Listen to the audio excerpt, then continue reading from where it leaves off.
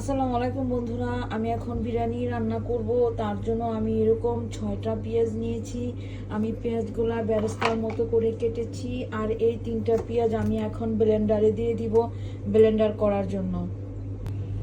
এখানে সব ধরনের বাদাম আছে, কাজু বাদাম, পেস্তা বাদাম আর চীনা বাদাম। এগুলো আমি এখন ব্লেন্ডার করার জন্য এখানে দিয়ে দিব। আমি 2 কিলো গোশের জন্য এখানে মশলা নিয়েছি। 4 চামচের 1 চামচ ছোটো জিরা নিয়েছি, যেটাকে শাহি জিরা বলে।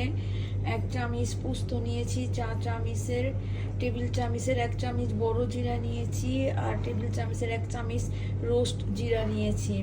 আর একটা কাঠ নিয়েছি, দারচিনি, 4টা এলাচ আর 4টা লং, 5টা এলাচ, 4টা লং, অর্ধেকটা জায়ফল আর এইটুক জায়ত্রী।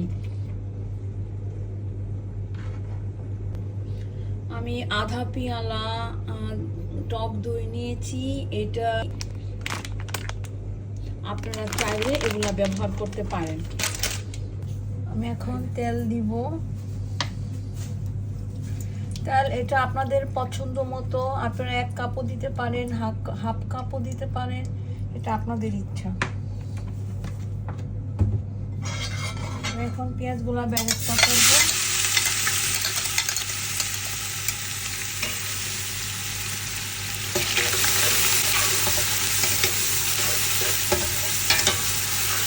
আমি এই পরিমাণ কিশমিশি দিয়ে দিব।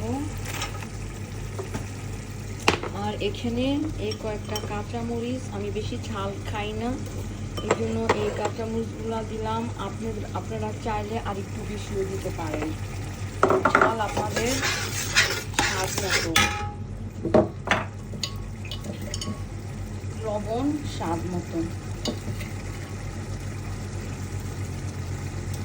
আসলে আমি তো মাপ ঠিক করে রান্না করি না, সেই জন্য আমি আসলে রান্নাটা করতে ঠিক মতো পারতেছি না, মাপটা ঠিক মতো বুঝতেছি না। প্লিজ আপনারা একটু বুঝে নেবেন। আমি রান্না করি, অনেক মানুষের রান্না করি, 300-400-500 মানুষের রান্না করি, কিন্তু ওটা আমি বুঝি যে আমি কিভাবে করব, কিন্তু আমি এইভাবে চামচ দিয়ে মাপ দিয়ে রান্না করতে পারি না, এই জন্য আমার ভুল হইতেছে। প্লিজ আপনারা একটু দেখে নেবেন। সামান্য একটু ধনিয়ার গুঁড়ি, আমি তো নর্মাল ধনিয়া খাই না, তারপর আপনাদের জন্য দিলাম যেন আপনারা রান্নাটা ভুল না করেন। আর এখানে একটু কারি পাউডার আছে, আমি সামান্য একটু কারি পাউডার দিব যেন বিরিয়ানির কালারটা একটু সুন্দর আসে। আর এখানে বিরিয়ানি মশলা আছে, আমি 1 চামচ দিয়ে দিব। আমি বড় চামচের 1 চামচ আদা রসুন দিব। আসলে বিরিয়ানির মশলাটা গোস্তের সাথেই দিয়ে দিতে হয়, চাউলের সাথে কিছু দিতে হয় না, এই জন্য সবগুলা মশলা আমি গোস্তের সাথেই দিয়ে দিলাম। এটা গোলমরিচ, আমি গোলমরিচগুলো দিয়ে দিব।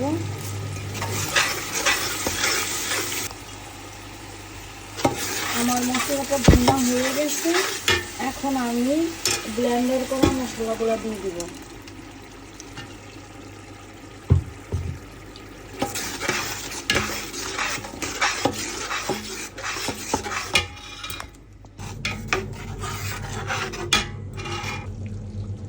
আমি এখন এই গোছগুলা দিয়ে দিব।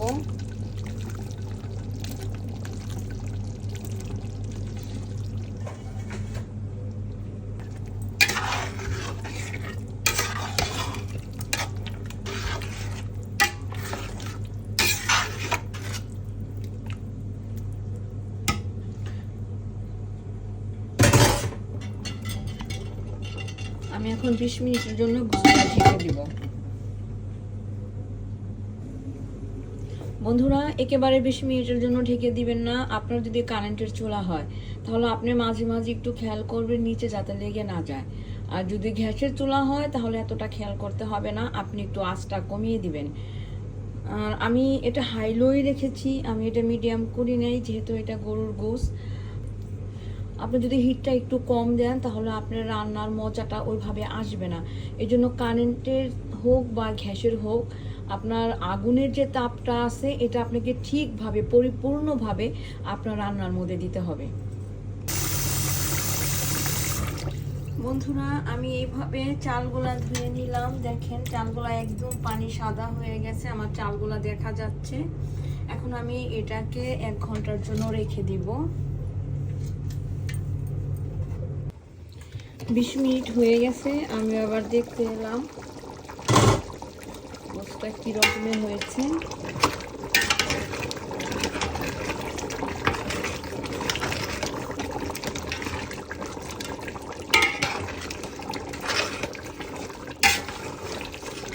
আরো আধা ঘন্টা লাগবে গোশতটা সিদ্ধ হইতে, যেহেতু এটা গরুর গোশত, একটু টাইম লাগবে সিদ্ধ হতে। আরো আধা ঘন্টা লাগবে গোশতটা সিদ্ধ হতে, যেহেতু এটা গরুর গোশত, এই জন্য এটা একটু দেরি লাগবে। আমি এখন চালগুলা দিব।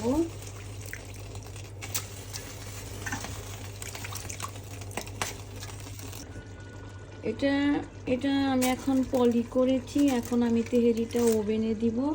আমি ওভেনটা একদম হাই হিটে মাক্সে ছেড়েছি। আমি এখানে 20 মিনিট হিট দিব। বিরিয়ানিটা হয়ে গেছে, এখন আমি এটা খুলতেছি। আরও কিছু দেওয়ার বাকি আছে, এগুলোও দিব।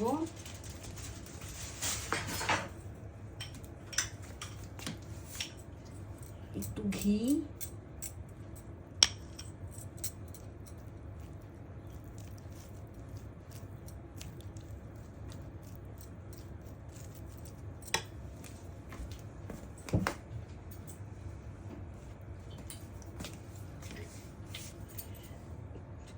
একটু রোজ ওয়াটার।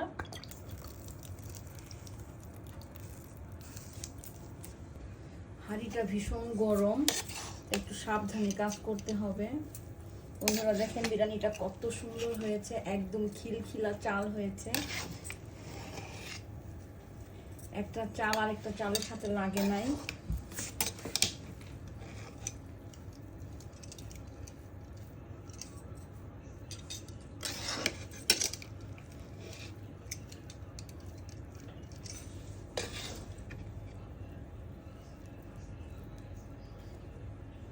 খুবই সুন্দর একটা গন্ধ বের হয়েছে।